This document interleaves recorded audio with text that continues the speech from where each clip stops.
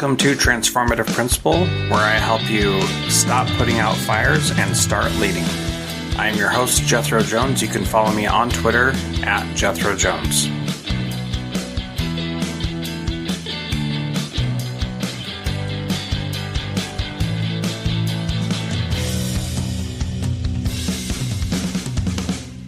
For several years now, I've been helping schools implement trauma-informed strategies in their schools. Now, as students are starting to come back to school, the need for this is greater than ever. Here's the thing. I'm not a social worker, and I don't pretend to be. So my training really focuses on practical strategies that you can implement in your school without making your teachers feel like they have to be social workers also. I help schools implement trauma-informed strategies so that fewer discipline referrals, fewer dysregulated students, and a calmer, more focused atmosphere. And the best thing is, this training aligns perfectly with ESSER funding, so you don't have to take it out of your school budget. My clients report that they have a better sense of how to help their students without adding another thing to their plate.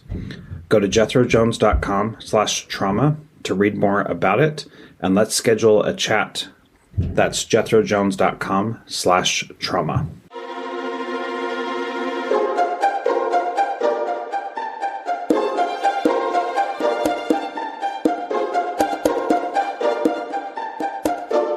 Welcome to Transformative Principal. I am excited to have, for the second time on the podcast today, Joe Erpelding, who's the former principal of Design 39 campus. That was episode 247. So you can go to jethrojones.com/podcast/episode 247 to get that one.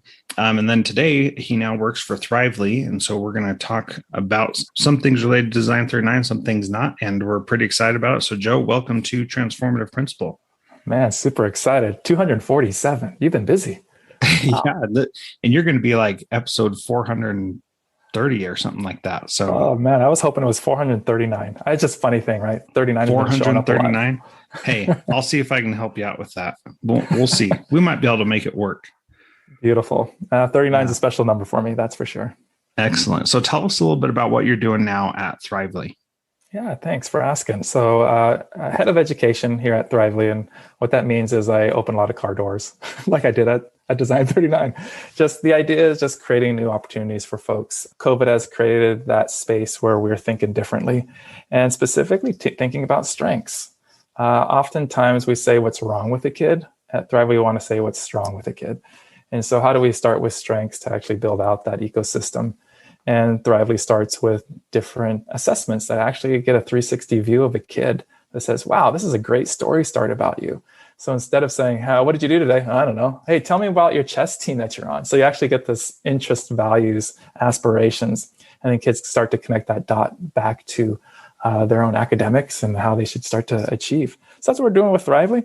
And a lot of that is just what we learned from Design 39 campus.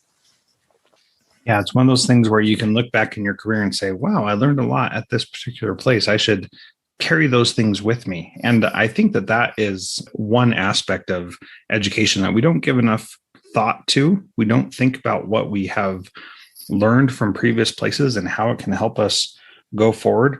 Why do you think that made an impact on you and you're continuing to carry that work forward at Thrively?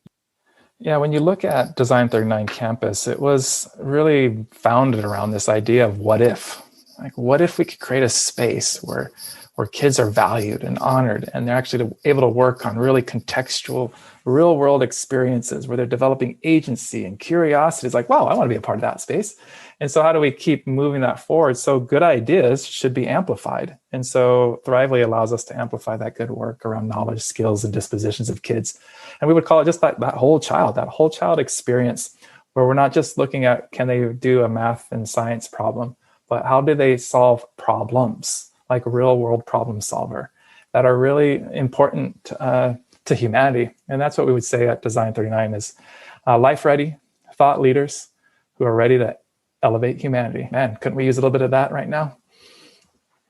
Yeah, we absolutely could. And it's more than just getting an education for your own sake, but it's also, like you said, elevating humanity. And that's where, when you start with the kid's strengths and what is strong with the kid, you can start to see how they can start elevating humanity.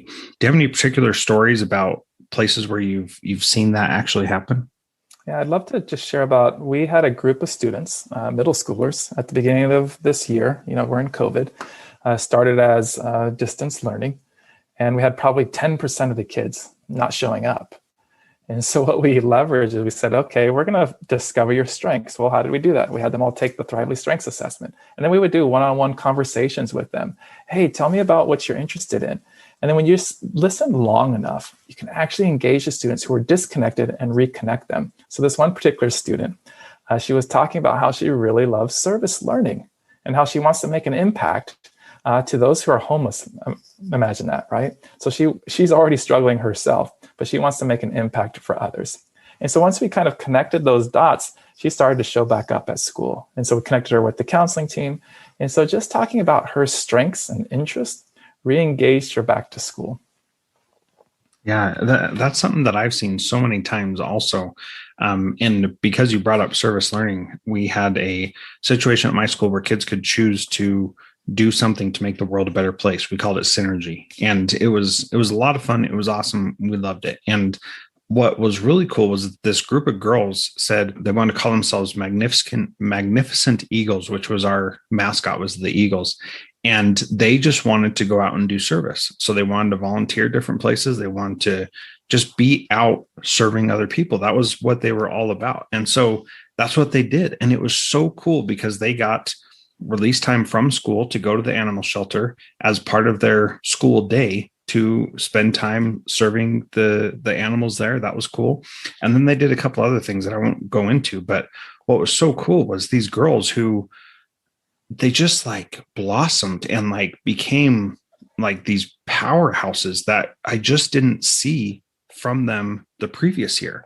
And that year they were speaking more, they were out and about more, they were drawing attention to themselves in a positive way, the kind of things that you want kids to do. And it's like they came out of their shell and stopped being shy little scared girls and turning into these independent, strong women that they had within them all along. And it was because they were actually connecting into something that they cared about. And like you said, elevating humanity as well. And go back to that question of what if and how that relates to identifying their strengths and what you should be looking for with that. I appreciate that question. And it makes me reflect on what you just shared about students creating impact, that it was meaningful, that it's personal. And that's really what we've been thinking about. It's not personalized learning that is personal to you. And how do you create learning that is personal to you? Well, you have to start to like discover and wonder. Typically, kids are told about who they are, right? And what they do. They don't often reflect on like, really, who are they? What's their identity? And what makes them unique? And so then that's the power of a collaborative experience, is that I can step into this space because I have a superpower. I have a superpower that I can bring to my group, and I can be counted on, and you can count on me, and I can count on you. And that's what's so great about this opportunity is when, one, you have to find a need. And that's why we use design thinking. And so we say, what if? What if I could go help this community? What if, and so there's this space of wonder. And then that's the place to find that need and go discover it. And then do a quick design sprint and see what comes out of that. And then within that, you see that positive intention and that positive attitude that comes because I'm a contributing member of society. That's fulfilling. Like this idea, this positive attributes that you have is really, really powerful. And so that's what we try to capture, is really having positive intent, that kids don't want to disconnect. They want to reconnect. And it's our responsibility to make that happen. And that's why we hack language. Like we start with like, what if? But what I mean by that hacking language is typically we would say, oh, this little girl that I was talking to, this middle schooler who was disconnected. Oh, that's an at-risk kid. That's what we say, at-risk kid. Well, no, this is an at-promise kid. It's our responsibility to find the promise within each individual.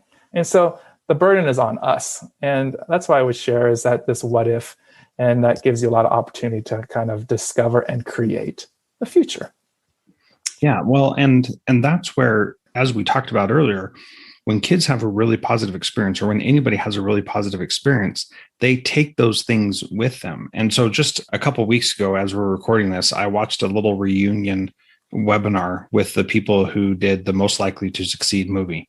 And it was awesome. Ted Dintersmith, who brought everybody together, was there, and the two students, Samantha and Brian, who were the main focuses of that movie, were there talking about what they're doing now.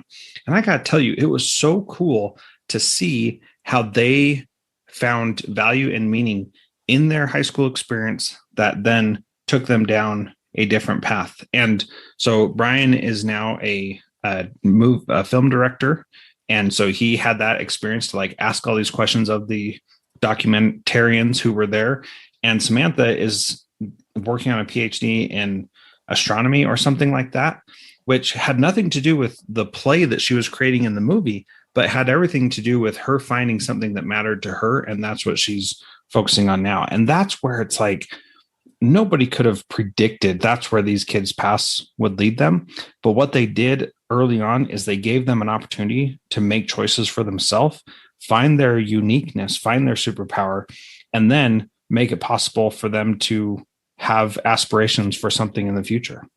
That just gave me goosebumps. Like, that story is so awesome. It is when you think awesome. about it, it's like they were just set up for success. That's it, Yeah. right? They set them up for success, and they had that opportunity to be life ready no matter what came their way. And they want to go make impact, I bet you. And so that is so darn cool. I love what he has shared in the past, that being Ted, is that the community is the text. The community is the text. That is the curriculum. So how do we leverage the ecosystem with which we live and make that part of our learning experience? Awesome.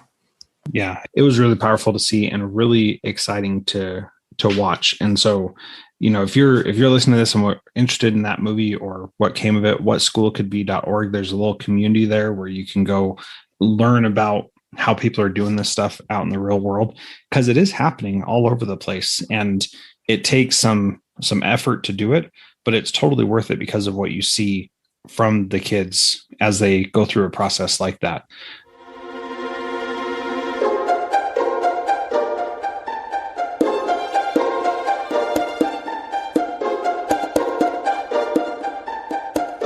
John Catt Educational supports high-quality teaching and learning by providing publications that are research-based, practical, and focused on the key topics proven essential in today's and tomorrow's schools. The latest John Catt publications include a book whose bold, transformative ideas amaze and infuriate people around the world, according to one reviewer, a title from global leaders in curriculum planning, practice, and retrieval, one book that says stop talking and start doing with regard to teacher well-being, and much more. These books, used by educators of all roles across North America and worldwide, amplify fresh, engaging voices with practical strategies to create transformative change. Learn more in our show notes at jethrojones.com/podcast.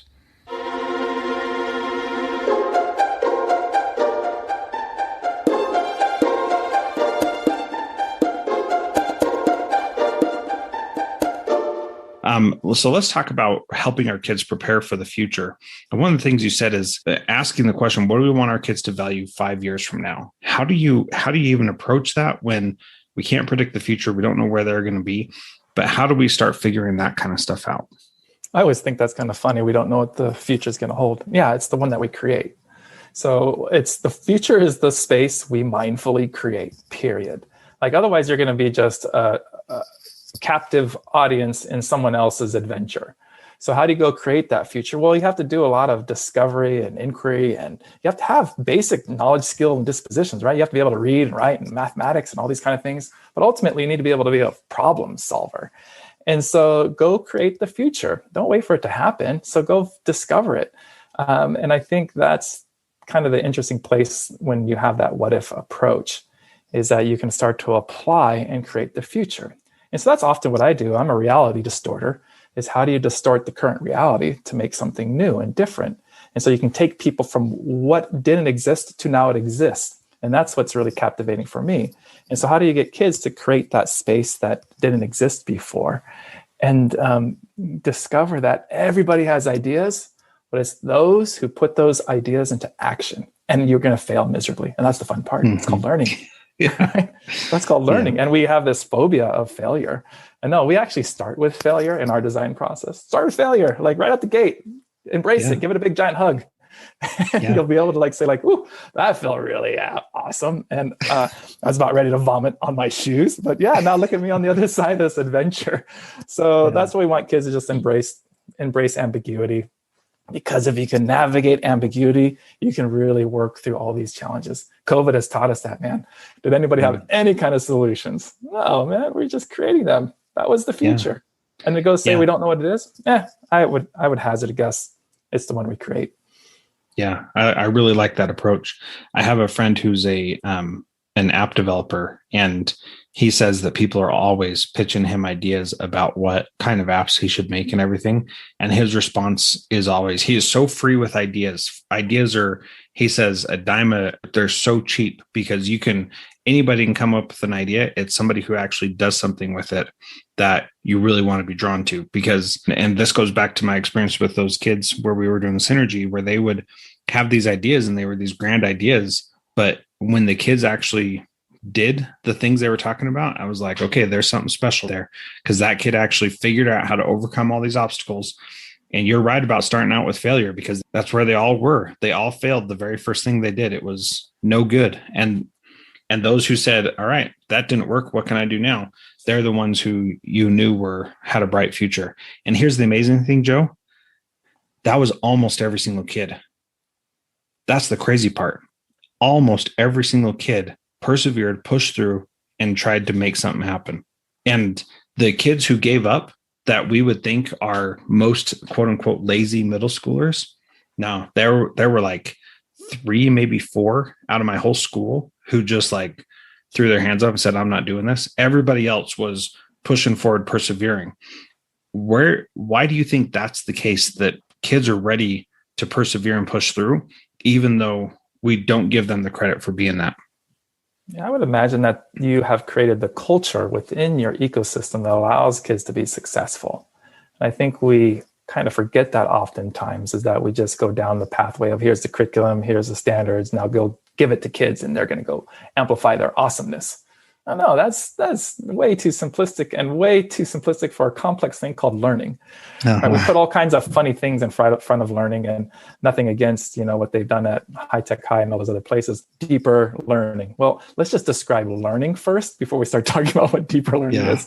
So it's actually really a curious word when you talk about what is awesome learning, right? And so I think that's the spaces where you start to know kids and go back to what their strengths are. Even those 3 kids that were disconnected, if they probably took a strengths assessment, and they took a multiple intelligence assessment, and they took a habits of mind, and they took a RIASEC, and they started whoa, these are things I'm knowing a little bit more about myself. And then you can have a conversation that might pivot the access to them. Then you're actually whoa, I think you should try this on. Let's go figure it out. But they've been in a space of continual failure where they haven't seen what success looks and feels like. So you have to help kids navigate into a space, ultimately, of success. So I think that's what's preparing them for that, because ultimately failure sucks if it happens to you every single day, every single moment. And that's what happens to kids in a typical education setting who might not be really great at math, but that's how they are valued. And so, man, we need to change that scenario and change that storyline for kids. Now, great if you're awesome at math, go be awesome at math. But you know what? We're not just made up of our head. We have all these other parts about our body, right? Go be a filmmaker, go be whatever it is, right? Go be awesome. Yeah, when I talk to schools about summer school, for example, no kid likes being told they're dumb all year and then going to school more in the summer and being told they're dumb again. And that's essentially what our typical summer school is set up as. Kids who weren't successful during the school year need extra time and more work to show that they can be successful in this thing. And when that's how you approach it, every kid is going to say, no, I'm not interested in that. And so a couple of weeks ago in the mastermind I run, a principal was asking, how do I get kids to want to come to summer school? And I'm like, man, you got to make it so that it's actually appealing. If they're just going to be told they're dumb again for 6 more weeks, nobody wants to sign up for that. And if it is more of the same, that's exactly what's happening. So do camps, do workshops, do whatever else you want to call it, and let that academic stuff go in? Sure, but really focus on the things that you and I have been talking about today so far. It's about connecting the dots back to the kids' strengths and then actually having them apply it in a way that's meaningful to them. And that's why project-based learning is done well, is actually a really strong tool where they're doing these simple projects and then they're seeing that how that's connected. So design, we would actually call it process-based learning. What's the process of the learning that you're engaging throughout that experience? Because we don't also want to hold the project in itself, and then everything has to fit underneath that, and it's becomes super overwhelming for the teacher. What's the process of the learning that ultimately gets kids to be high quality thinkers and reflectors and kind of analysts and all those things that are great that we know are really important to the workforce, which is, can I work on across lines of difference? Like if we disagree, do I know how to navigate that space? Because that's really important, because if you don't, you probably won't have a job. Can I persist? Can I work through ambiguity? So all those things that are important, and that's what project-based learning really allows to happen. And yeah, we have those baked in Thrively, which is really kind of cool. So yeah, that is cool. So one of the other things you mentioned was giving kids different assessments to help them see different aspects of themselves. You mentioned Strengths Finder earlier. You mentioned the Thrively assessment, multiple intelligences, all these different things. And what I appreciate about you saying so many different options for that is that none of those tests really matter on their own, but as they are applied to a specific person, they can become very powerful. One that I love is the DISC personality profile, which gives you different insights. Another one that I'm learning about now is the Enneagram test. And those things, all they do is they help you understand more about yourself. And it's not like any one of them is the be all and end all. And that's the quote unquote answer. They all give insight. And I appreciate you saying to use multiple of them because they help you see something different. And if a kid gets multiple pieces of data saying this is something that you're good at, they might be more willing to try that thing, even if they might have thought that's not something they were interested in before. That's just it right there. You're giving them a kind of 360 view of opportunity. And then they start to see, and that's what school typically does pretty good. It says, here's the breadth of curriculum we offer, but we don't connect it back to the strengths of the kids, right? So there's a disconnect there that we need to reconnect. And, we've done that in multiple different ways. You have math, now you're doing science, and now you're doing language arts. It's like totally disconnected curriculum, which was never invented that way, right? You look back to what they were doing back in the old days, right? When they were looking at trying to create a light bulb and things like that, they put the engineer with the creatives, with the architects, with everybody would work together, and everybody needs to kind of have that interdisciplinary approach. So that's this challenge and that's a struggle. But yet, what we do, you're a single subject teacher. Right. How brilliant is that? Yeah. Focus on just this one area so that nothing else matters besides your specific content. No, I need to get to my single subject expertise after college, after I'm kind of digging into it, but I need to know the domains of everything and how they all work together. But man, we do that so early to kids and get them the single subject expertise. No, I want you to be spiky. But man, I think that might be really early to get them to be spiky, but what do I know? Yeah. So the last question that I ask in each interview, which I've asked you before, I'm curious to see what your answer is this time. I don't know if you prepared or not, but what is one thing that a principal can do this week to be a transformative principal like you? Pause and listen. And look around the table where you're having conversations and say, who's not at this table right now? So if you can look and say, who's not represented, whose voice is not here? We don't need to give kids a voice. They all have a voice. We just need to step back so they can step up. And so that's what we're looking for is who's not at the table. And I can tell you, inevitably, it's the kid. So let the kid step up. Yeah, very good. Well, Joe, appreciate the conversation again today. Anything you want to pitch or give people ways to contact you before we sign off today? Yeah, you can just find me at joe@thrively.com. That's Thrive with L-Y. People always say, hey, Thrively, that's awesome. And then, reach out to me, joe@thrively.com. And just really appreciate the opportunity, because it's about how do we do this work together. So thank you for creating the space for us to learn together. Yeah, no problem. Thank you. This has been wonderful, as always.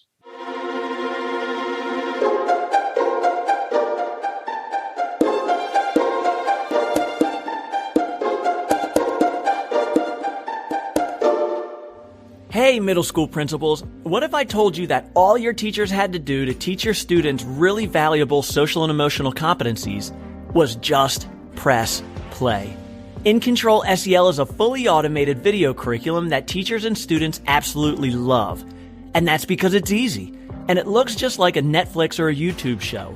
So all you have to do to hear about how it can completely transform your school is schedule your call. Tell us Jethro sent you and you'll get 20% off if you feel like it's a good fit. So go now to www.incontrolsel.com/strategy call to schedule your call today. The link will be in the show notes.